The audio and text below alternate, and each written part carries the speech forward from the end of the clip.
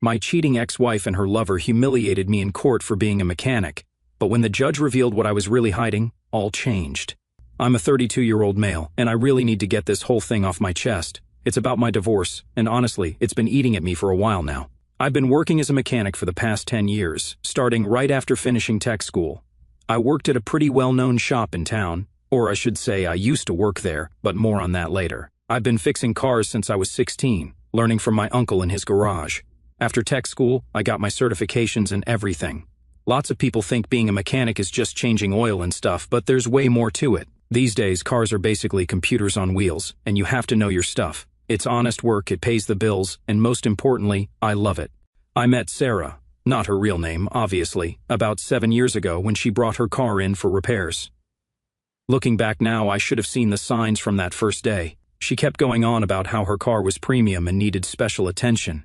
I remember thinking she was kinda stuck up, but man, when she smiled at me, I forgot all about that. She worked at a fancy marketing company downtown, always wearing expensive suits and carrying designer bags I couldn't even pronounce the names of. I'm not going to lie, at first I felt pretty lucky that someone like her would even look at someone like me. I was making good money, but I still came home every day with grease under my nails, you know? We started dating, and things were actually pretty good at first. She seemed interested in what I did, asking questions about cars and stuff. Sometimes she'd bring lunch to the shop, and my coworkers would joke about how I managed to land such a classy girlfriend. I thought she was different from the typical corporate type who looks down on blue-collar workers. Despite our differences, I thought we had something special. She used to tell me how much she admired my work ethic, and how she loved that I followed my passion. After about 2 years of dating, we got married. We had a decent-sized wedding that her parents mostly paid for, though I pitched in what I could. Her dad seemed okay with me at first. He's a big-shot real estate developer, but he acted like he respected that I worked with my hands. That's probably why he agreed to co-sign the loan for my house. Yeah, I bought the house before we got married. I had been saving up for years, living in a tiny apartment, putting away every extra dollar I made from side jobs. The house wasn't anything fancy, 3 bedrooms, 2 baths, decent yard. But it was in a good neighborhood, and I was proud that I could afford it. Her dad co-signing helped me get a better interest rate, but I made every single payment myself, never missing one. Sarah acted excited about the house at first, talking about how we could fix it up together and make it our own. But then she started making these little comments. When her coworkers would come over, which wasn't often, she'd say stuff like, "We're planning to move to a better neighborhood soon," or "This is just our starter home." It made me feel like what I'd worked so hard for wasn't good enough. I noticed pretty quickly that she didn't like telling people what I did for a living. At her office parties, when she'd actually bring me, she'd introduce me as a small business owner in the automotive industry. I mean, technically that turned out to be true later, but back then it felt like she was embarrassed to just say I was a mechanic. My sister Jenny saw through Sarah from the beginning. She'd come by the shop sometimes to have her car checked out, and she told me once, "I don't trust the way she looks at you, like you're some project she's working on." I brushed it off because, sisters can be like that sometimes, always thinking no one's good enough for their brother. The first year of marriage was okay, I guess. We had our routines. I'd work at the shop from 7 in the morning to 6 in the evening, sometimes later if we had a complicated job. Sarah worked from 9 to 5 but usually stayed late for client meetings or team-building events. I should have paid more attention to those late nights, but I was busy taking business classes at the community college. I didn't tell her about those because she always made fun of any suggestion I had about improving myself that didn't involve leaving the auto shop. Looking back now, I can see all the warning signs, the way she'd wrinkle her nose when I came home with grease stains on my clothes, how she stopped hanging out in the garage when I was working on my project car, the constant suggestions about going back to school to get a real career. But you know what they say about hindsight and all that? Things really started going sideways about 2 years into our marriage. Sarah got promoted at her marketing firm, and that's when she became absolutely unbearable. She'd come home talking about these fancy client dinners and office events, always mentioning this guy, Mark, who helped her so much with the promotion. I remember one night specifically, she came home super late, like 11 at night, wearing a new dress I'd never seen before. When I asked about it, she said the office had an emergency client meeting, and she had to go shopping for appropriate clothes. It made me feel like an idiot for even asking.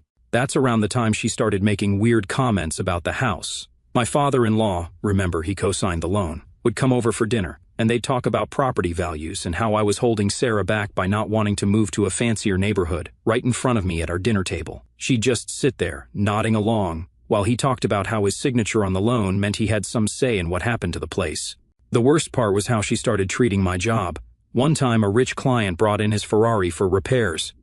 Most shops in town wouldn't touch it, but I've got certifications for luxury cars. Sarah actually told her friends I was playing around with expensive toys instead of focusing on a real career. Meanwhile, I was making bank on those specialty repairs, but she never bothered to ask about that part. I used to laugh it off, but then it started to bother me.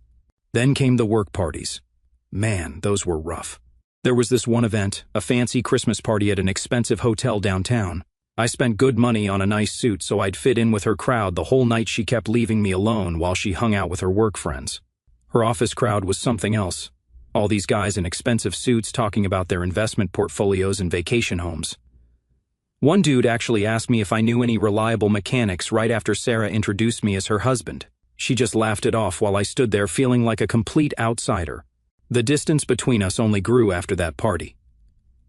We used to at least eat dinner together most nights, but now she was working late more and more. When she was home, she seemed distracted, always checking her phone or laptop.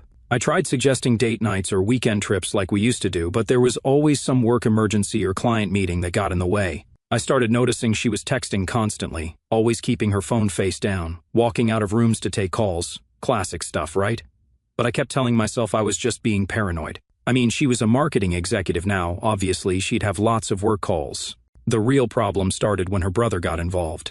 This guy was always a piece of work. He brought his car to my shop once and expected me to fix it for free because we were family. When I told him he'd have to pay like everyone else, he went crying to Sarah about how I was being difficult.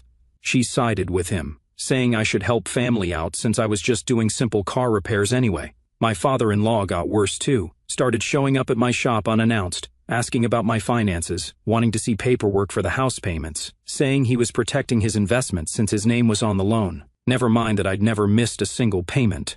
I was working late most nights, partly to avoid going home to another argument about my lack of ambition and partly because of those business classes I was taking. Sarah never asked why I was late. She probably thought I was just working on cars. She'd make these snide comments about how I chose Greece over her. The breaking point came during one of her company's summer parties. They rented out a fancy rooftop bar, and Sarah insisted I come, saying it would make up for missing the last few office events, which I hadn't actually missed. She just told people I wasn't there. I walked in and saw her standing super close to this tall guy in an expensive suit. I found out later that was her coworker, Mark. The way they jumped apart when they saw me, well, let's just say I'm not as dumb as Sarah thought I was. I knew there was something wrong, but I didn't have any proof yet. I'm not usually the type to snoop, but after that office party, I couldn't ignore what was happening anymore. I started paying attention to patterns. Every Thursday she'd stay late at the office, but her car wouldn't be in the office parking lot when I drove by. Then there were the credit card statements. Suddenly, there were all these charges from restaurants I'd never heard of, always for 2 people. Always on Thursdays. When I asked about them, she'd get super defensive and say they were client meetings. Funny how these client meetings always happened at romantic restaurants downtown. One day I was checking the mail and found an envelope from a jewelry store, one of those fancy places downtown where everything costs more than my first car.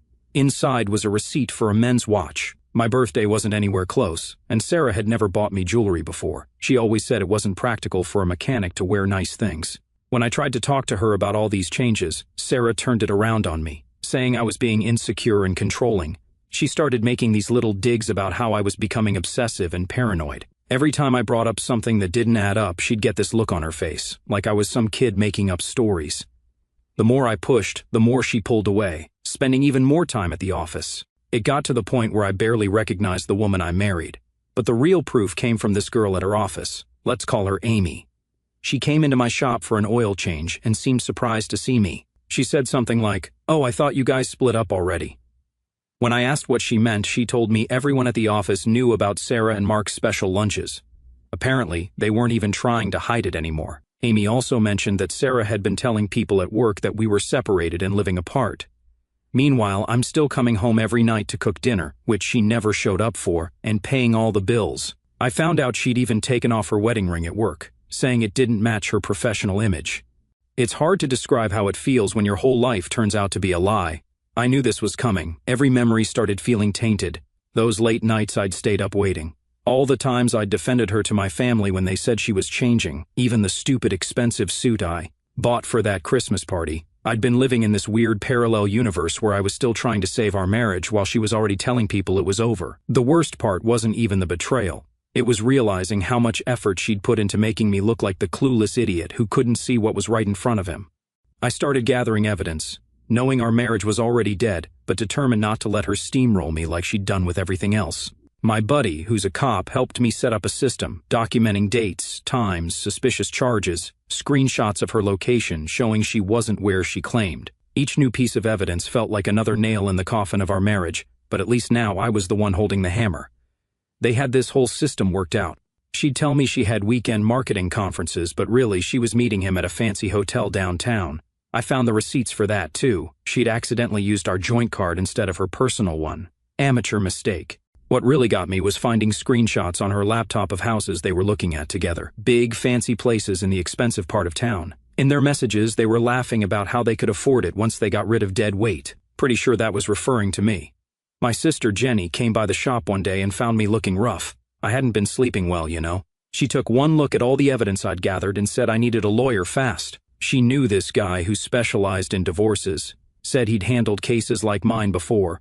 I kept going to my business classes through all this, staying late at the shop, working on cars. One night, Sarah actually came home early enough to catch me reviewing some financial documents at the kitchen table. More repair invoices, she thought. More repair invoices? She asked with that condescending smile of hers. Yeah, just trying to keep track of everything, I said, sliding my business school assignments under the stack of actual shop paperwork. You know how it is with us simple mechanics. She sighed that theatrical sigh of hers. You know, if you just let me handle the books like I suggested, I do have an MBA. Oh, I wouldn't want to burden you with my little shop's problems, I replied, thinking about the business valuation course I just aced. Besides, you're so busy with all those late meetings lately. How was the one tonight, by the way? It was productive, she said, suddenly very interested in her phone. We're working on something big. I bet you are, I muttered, organizing my papers. Well, don't let me keep you from your important executive stuff. I'll just stick to what I know best. She gave me that pitying look I'd grown to hate and walked away. Let her think I was just the dumb mechanic. She didn't know what I was planning for, and honestly, it's better that way.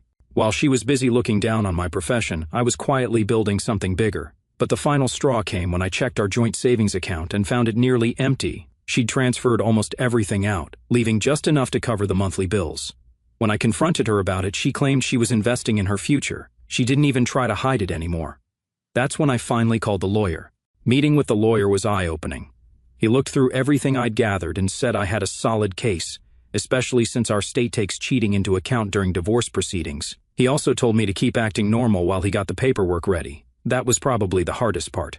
For 2 weeks, I had to pretend nothing was wrong. Every morning, I'd watch Sarah get ready for work, knowing she was going to see Mark. She'd come home late, and I'd have to listen to her lies about client meetings. I even had to sit through dinner with her parents one night, where they spent the whole time talking about how I needed to sign over part of the house to Sarah for security purposes. The lawyer suggested I get proof of her father's demands about the house, so I started recording our conversations, legal in my state with one-party consent.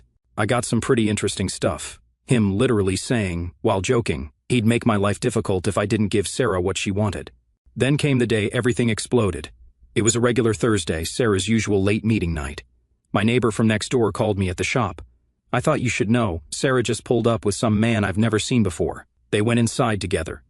I knew exactly who it was. My hands were steady when I drove home. Strange how calm you can be when you finally have to face something you've known was coming. I walked in to find them in the kitchen, Sarah and Mark, his hands on her waist. The look on her face when she saw me standing there, I'll never forget it. Get out, I said quietly. Both of you now. Sarah's face went from shocked to angry in a second. This is my house too. You can't just... The house that I paid for, I said, still using that calm voice that seemed to make her even more furious. You have 30 minutes to pack a bag and leave. Mark slipped out while Sarah was screaming at me about her rights. She was still yelling when she called her father. 20 minutes later, her dad's SUV came screeching into our driveway, her brother Tommy jumping out before it even stopped. You can't throw my daughter out, her father bellowed, trying to push past me into the house. Tommy was right behind him, puffing up like he was ready for a fight. I held up my phone, already recording. You're both trespassing. I've already called the police, they're on their way. This is my daughter's home. I co-signed the loan. This house is mine, her father shouted, waving a folder of papers in my face, but I could see the uncertainty in his eyes. Your daughter's been cheating on me for months, I said, loud enough for the gathering neighbors to hear. I have proof of everything, the hotel receipts, the messages. "You really want to do this here, in public?" That's when the cops showed up.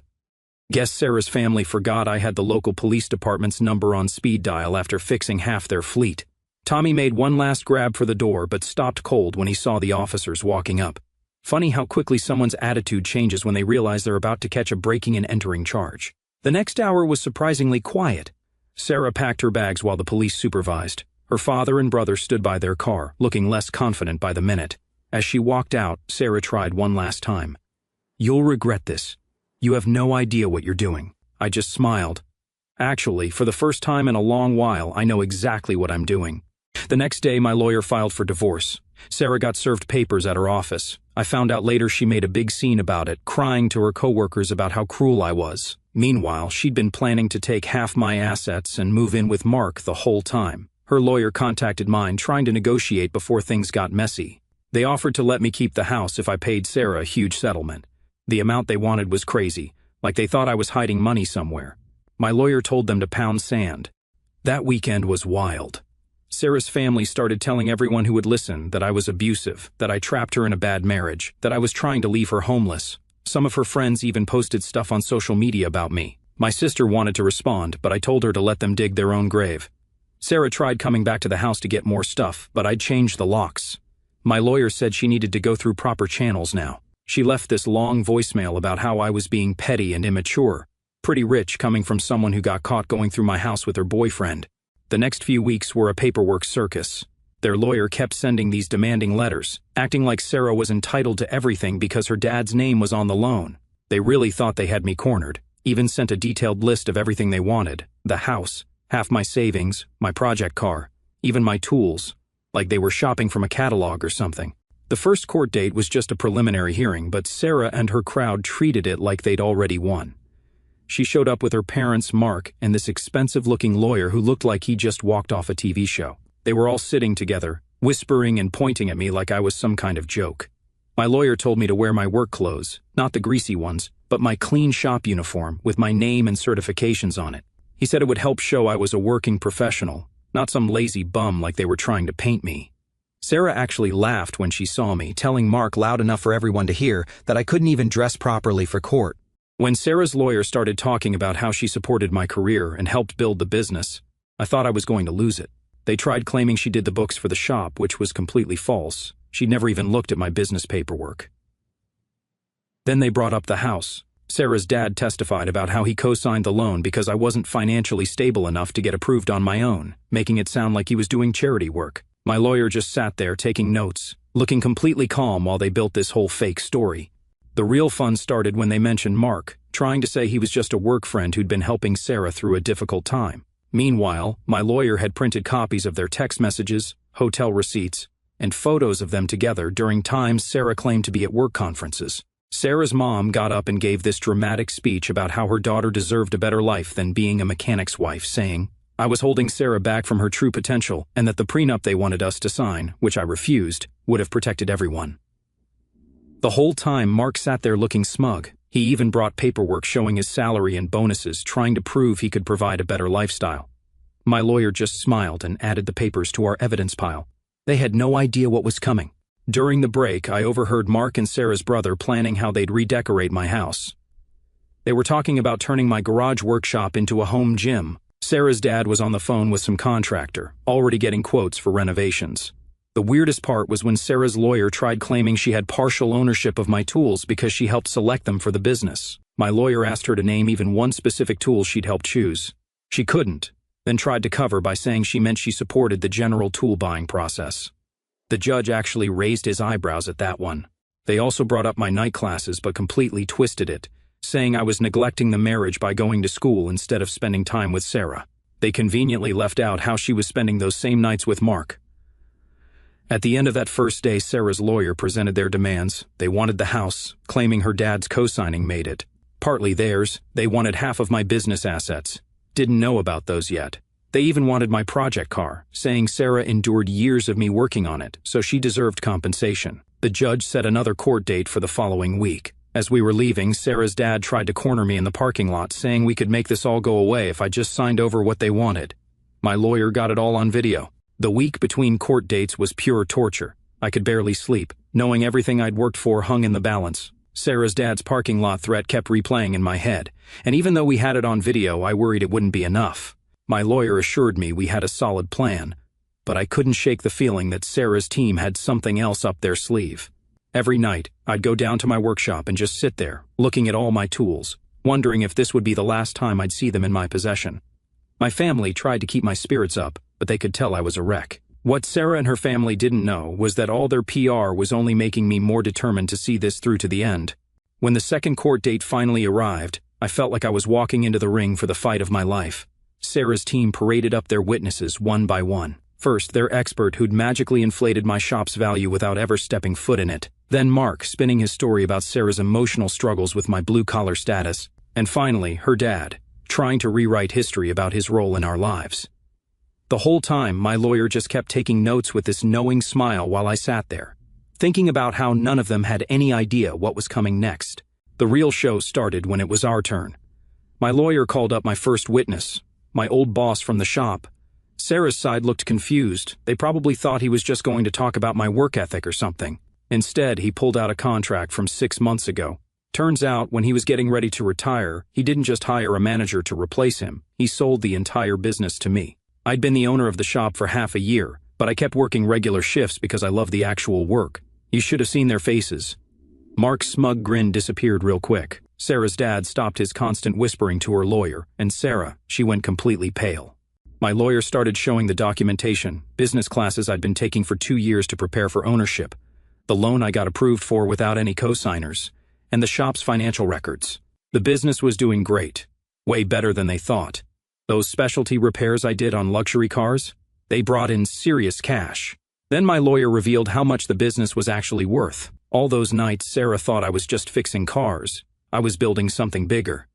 The shop had contracts with 3 luxury car dealerships, a fleet maintenance deal with a local company, and was about to open a second location. Sarah jumped up and tried to interrupt, saying she should get half the business since we were married when I bought it. That's when my lawyer pulled out the purchase agreement, dated 2 weeks before I found out about her affair, paid for entirely with my own savings and a business loan in my name only. The judge asked Sarah why, if she was so involved in the business like she claimed, she never knew about the sale.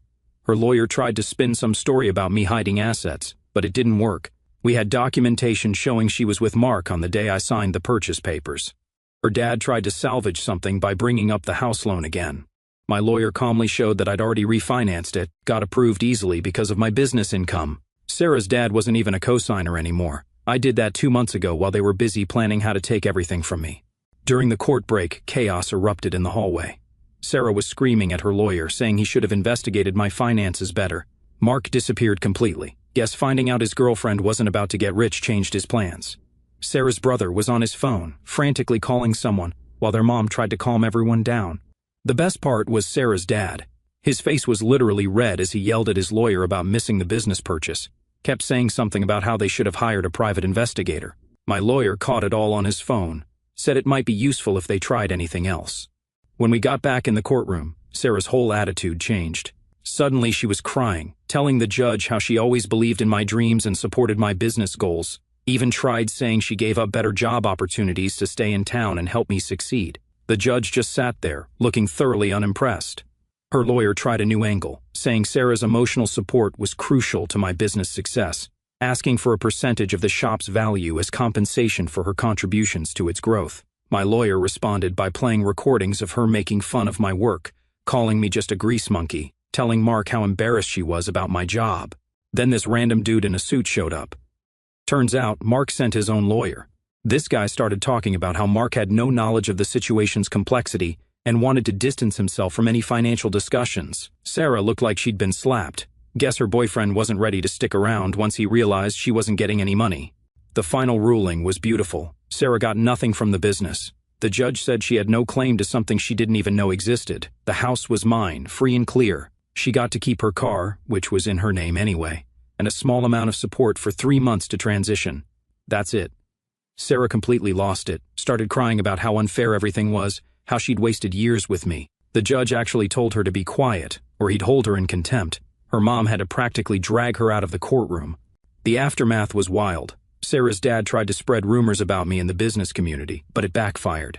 Turns out other shop owners already knew I'd bought the place. We worked together in the local business association. Some of them even sent their luxury car clients my way just to rub it in. My shop's reputation actually got better. People loved that the owner still worked on cars himself. I started getting more high-end clients who wanted someone who actually knew what they were doing, not just some businessman who bought a garage.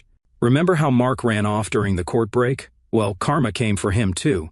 Turns out, his company had strict policies about workplace relationships. Someone, definitely not me, sent their HR department the court documents showing he was involved with Sarah while she was still married.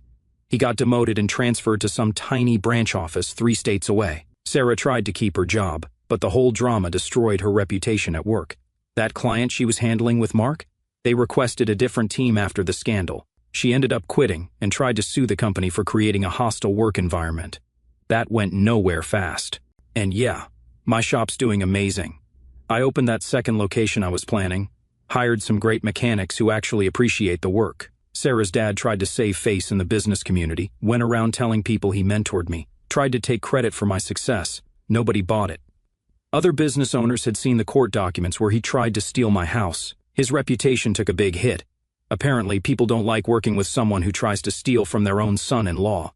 And the house she wanted so badly? I just finished renovating it, added a beautiful new garage that's twice the size of the old one. Sometimes, I see her drive by slowly, probably thinking about all the plans she had for the place. Her brother still brings his car to other shops and pays way more for worse service. Last month, I got this long email from Sarah.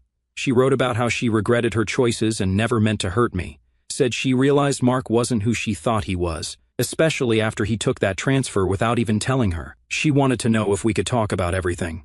I never responded.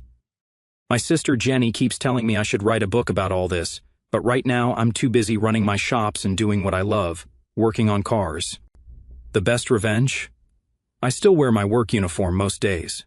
I could wear suits if I wanted to, but I'm damn proud of who I am and what I do. The mechanics respect me more because I'm not afraid to get my hands dirty alongside them. We just landed another major contract, and I was under a car doing an inspection when the clients came to sign the papers. Some of Sarah's friends who used to mock my job now try to get special treatment at my shop. They act like they never made fun of me being a mechanic. I just treat them like any other customer. No need for petty revenge when success speaks for itself.